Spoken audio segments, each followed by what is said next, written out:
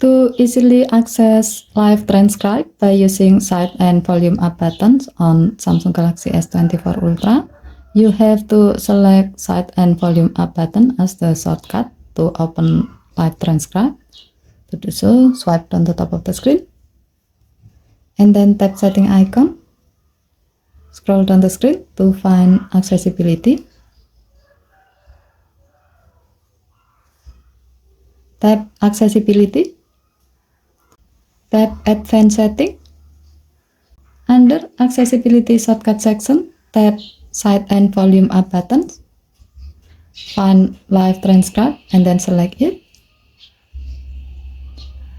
By doing this, now you can easily access live transcribe by pressing and holding the side and volume up button at the same time.